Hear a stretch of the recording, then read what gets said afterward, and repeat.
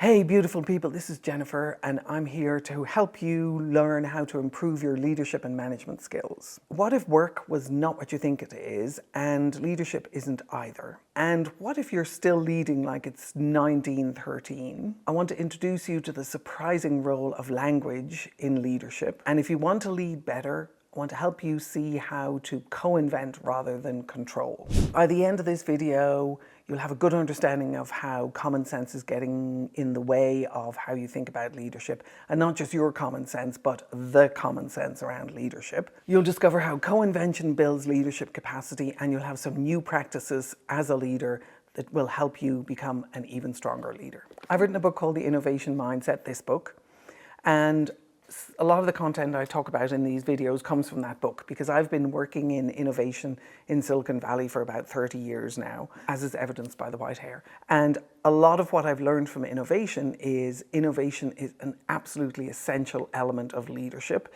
So I want to talk to you about how innovation is both a personal capacity and a team capacity, and how it sets you up to be able to get tremendous amount of very valuable feedback loops, the way that I talk about innovation, that'll help you grow your leadership and management skills quickly.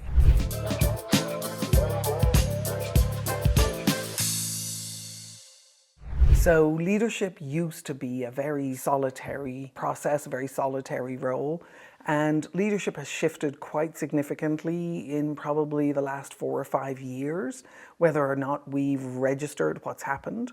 So what's happened is we've moved to much, much flatter organizations, and the role of leadership has a lot more to do with amplifying other people, being able to bring them to the table, being able to share vision with them and create vision with them. So leadership moves away from very much a control structure to one where we are looking to leverage and amplify the mastery and knowledge of others. And sometimes those others are distributed all around the globe. So if you're managing a team, there's a high chance that that team is either a virtual team or it's a virtual global team.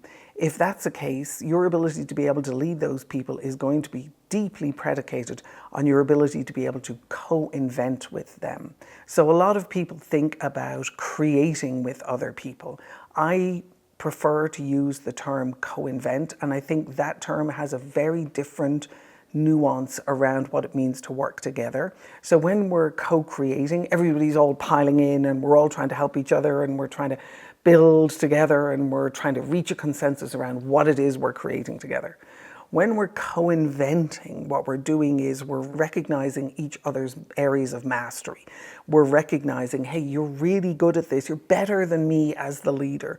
And I want to be able to bring the vision of the group and bring the concern around the metrics and the results and the executables and the impact, which you also have, but I'm the one who's holding most of that as the leader. And I want to be able to co-invent with you. So think about co-invention as someone brings in an idea or a perspective or an interpretation that is theirs, and the next person builds on top of that. It's almost like improv in comedy. So you're building on top of what the other person is doing out of a deep recognition of where they're coming from and what they're masterful at. So your leadership moves away from telling people what to do and directing people and controlling people to be able to create and understand the vision with them and co-invent with them what it's going to take to be able to execute on that vision as they bring their expertise to the table. So innovation is both a personal capacity and a team capacity. If you want to be a very effective leader and you want to be able to get promoted effectively and you want to be able to move from a management to a leadership position, the easiest and most effective way to do that is to begin to think of yourself as an innovator. Now, when some of us think about innovators, we think about people in the ivory tower building new technologies. There's incremental innovation that we can do within our organizations that are part of the general process of the workflows that we work in every single day. And that innovation allows us to be able to bring small incremental improvements to everything that we're doing. If you are leading from that perspective, you are looking for offers that you want to be able to make to your boss, to your peers, to your counterparts in other departments that will allow for the flow of work, or what is I generally refer to as the organizational operating system, that will allow for that to be able to be progressively improved over time. So you're looking at innovation for yourself, and you're also looking at innovation as being a team capacity. Your ability to be able to build your own innovation capacity is going to be a huge driving force in your ability to be able to get promoted and progress to higher levels of leadership. One of the most effective ways to begin this process is to recognize that all of our work does not come from what shows up in our inbox, or from tasks that we get assigned when we are in meetings, or the tasks that your boss will assign to you. If we move away from the task assignment mindset and we move to the managing commitments or promises that you've made to other people, it allows us to be able to set up very valuable feedback loops. Imagine if you were in a position where you're only getting one-on-one once a quarter, and that's when you get your feedback from your boss as to how it is that you are doing. And sometimes there are surprises in that one-on-one that you're having, and sometimes there are huge gaps in that one-on-one that you're having.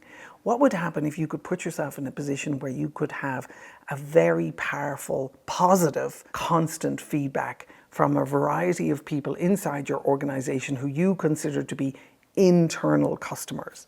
So your internal customers are anyone that you choose to engage with and make a real commitment to, or make a real offer to. They're not necessarily someone who assigns a task to you. Sometimes they are, but they can also be people who you would make an offer to. If you put yourself in the position of moving away from the tasks you're assigned and moving into making offers to people who you want to build trust with, and who you want to build relationship with, and who you want to positively impact, what you're doing is you're setting up a very valuable feedback loop. That loop is referred to as the action loop, or the circle of influence. And what it does is it introduces you to the idea of thinking about work as a conversation, thinking about work as a design conversation, thinking about work as a commitment conversation. And that creates a space for you to be able to have incremental feedback from people on an ongoing basis, and that will radically, drastically accelerate the improvement of your leadership skills. I've written and spoken about the idea that innovation is a practice now for a long time.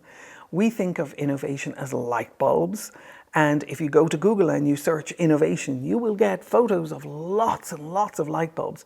So we have this common sense idea that innovation is great ideas that other people get in their heads, and that we ourselves are not necessarily innovators. I absolutely encourage you to think of yourself as an innovator, because innovation is a practice. Innovation is like any other practice that you do. If you play a sport, if you play tennis, if you play soccer, if you play football. Actually, I got an Uber coming over here, and the woman who was driving the Uber over here was telling me about her husband, who's a football player, and they're moving to Florida so that he can spend more time playing football and become a professional, masterful football player. Whatever your practice is, whether it's in sports or whether it's in music, you play the piano, you play the violin, whatever it is that you do, you have a practice around that. It's also possible for you to build practices around innovation. Those practices around innovation are also, there's an overlap between those innovation practices and leadership practices. And what you'll see over time is if you open yourself up to the idea of thinking of yourself as an innovator, you will find opportunities for leadership that you would not otherwise see inside your organization. I talk about the practice impact model in my book, The Innovation Mindset. And what it is it's helping you understand the impact of you having and building new practices around leadership and around management and around innovation. One of the things that's really valuable to recognize is that at the top of the practice impact model is agile co-inventive processes. So as you shift your thinking around how do I lead and what does it mean for me to be a leader, and you start thinking of yourself as someone who is leading groups of people to build agile co-inventive practices, then you start understanding your role as a leadership as much more multidimensional rather than simply telling a whole bunch of people what to do. The agile co-inventive practices are really the practices that we absolutely need to have in organizations if we are going to be able to cope with the pace of change that's happening in our world today with AI and with all of the other changes that are happening. The agility that's built into human beings is what's going to allow us and you to be able to succeed. And your ability to be able to amplify that and manage that and take care of the chaos that shows up with that is going to determine your ability to be able to be an excellent leader.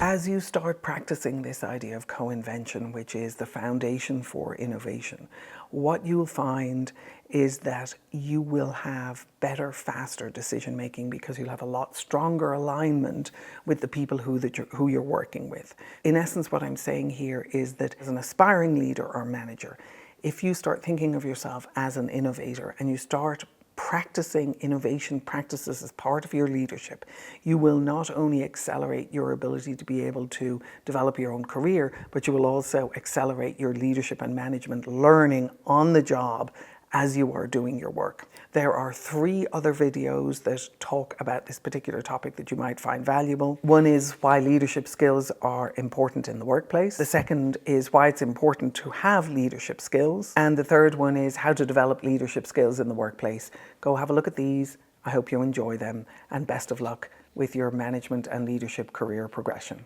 Thank you.